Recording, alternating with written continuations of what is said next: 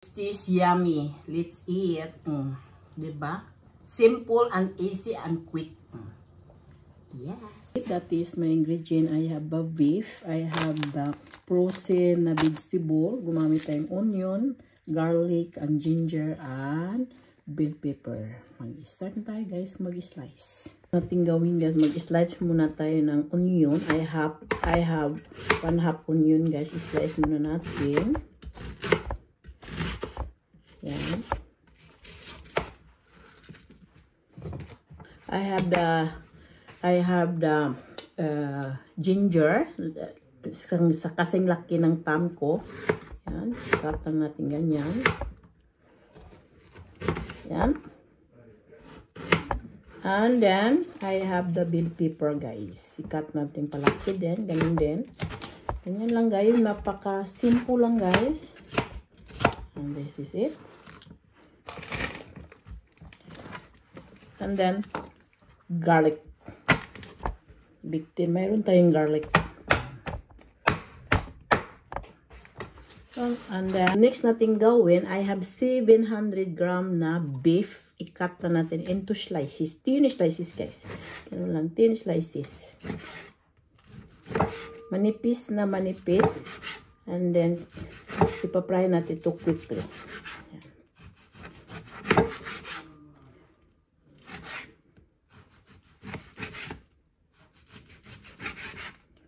Yan.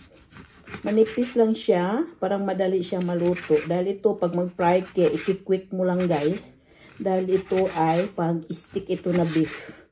So, no need to cook this one long. Kaya, kailangan i-slice mo manipis. Ganyan lang.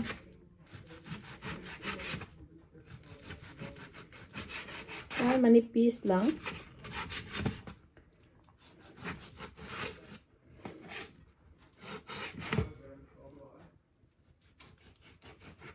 So, ito na. That is done. Nakat na natin yung beef na 700 gram. Mayroon akong glass bowl dito. Ilagay natin dito. Ayan. Yes. Timplahan natin ng 1 tablespoon na sugar. And then, I have soy sauce. Gamit lang tayo ng 3 tablespoon na soy sauce. Ayan. Of course, mayroon tayong olive oil. Lagyan natin 1 tablespoon olive oil. And this is oyster sauce. That is to make it extra yummy. And mayroon tayong cornstarch. Kasi yung cornstarch yan ang magpapadala ng juicy sa natin yan. Natin dyan. And of course, mayroon tayong bell pepper.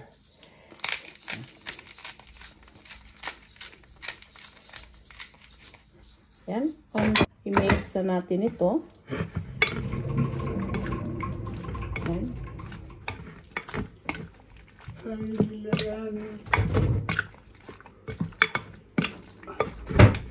Mix all this one. So, it's ready na natin i-fry. That is it.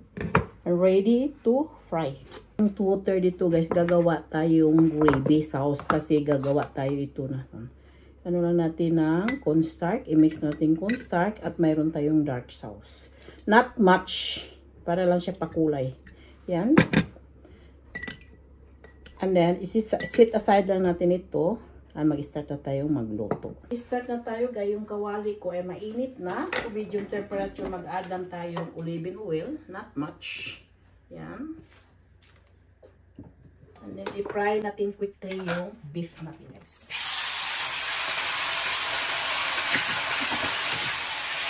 Yan. I-fry natin quickly. Not much.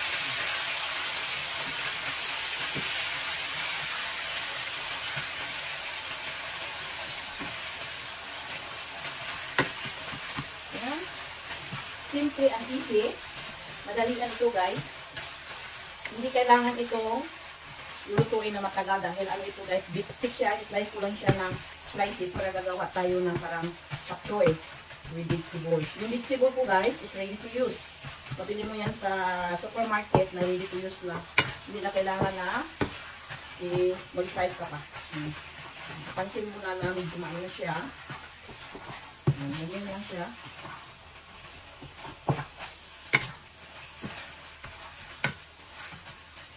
Ganyan ako magluto guys, iparit muna. Yan. Hanggang siyang maluto yung ano natin yung karne.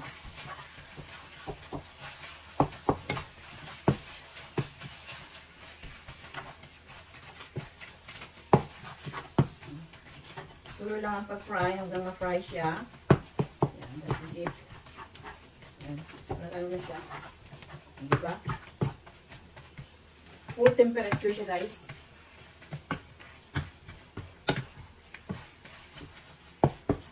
Quickly ang pagluto para hindi siya maano siya smoothly and juicy pagkain natin pag hindi siya maluto na. Ito na siya, naluluto na siya. Ito na siya guys. And then i-separate natin. So mayroon tayong ano dito. Gumamit naman ng oil ulit. Gumamit ng kaunting and then mag-add tayo dito ng yung onion, garlic. And yung ginger guys. Try lang natin hanggang mag-ano siya.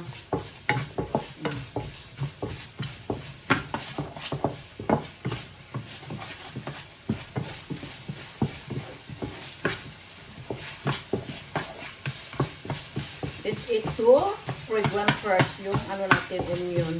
To make it yummy. Onion and garlic and ginger. Yan ang ano ko, niluto ko siya muna. Yan.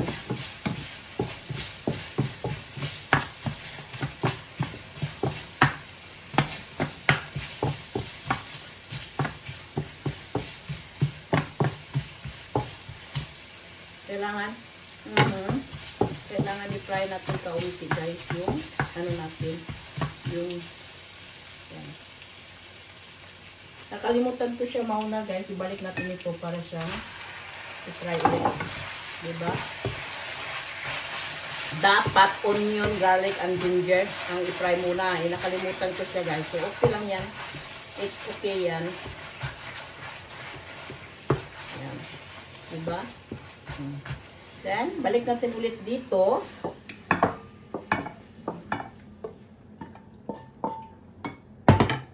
Then, mag-add tayo ng sauce. Mayroon akong sauce dito guys, ganyan.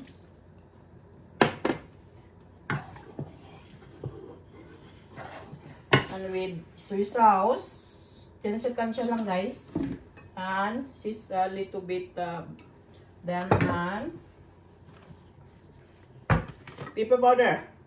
Kailangan hindi makalimutan yung pepper powder natin. And then, hanggang natin i-anuhin natin yan. Pakulo lang natin ito. Yan. Hanggang kumulo yan.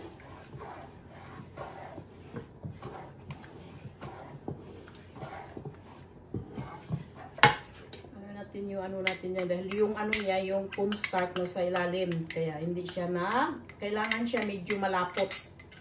Yan. Yan.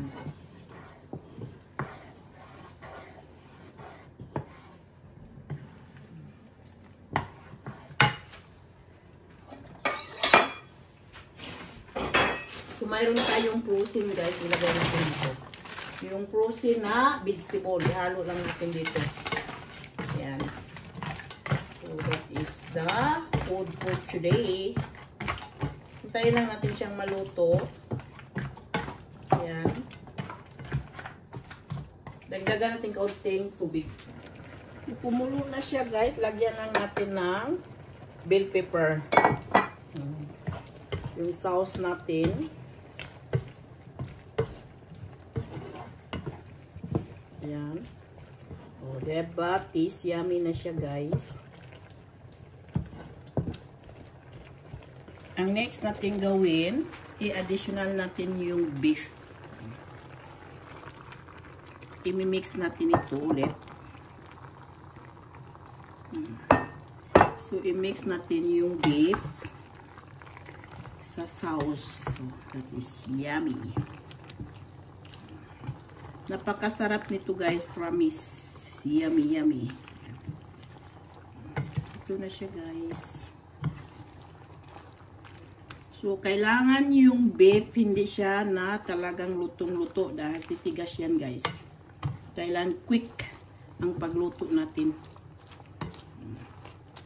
So, that is dinner for today. Yan, that is yummy. See? Take a look. So, it's done. Tapos na yung luto natin, guys. Ang juicy siya, guys. Talagang juicy. Diba? Hindi kailangan iluto nating matagal.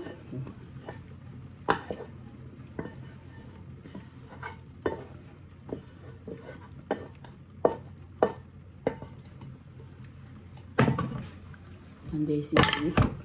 That is dinner for today. Ang init, guys.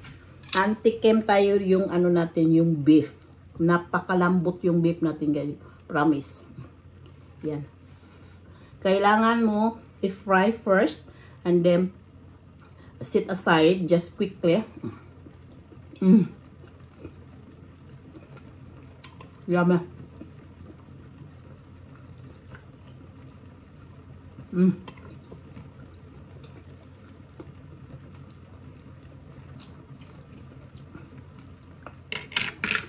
The food for today, guys. Yes.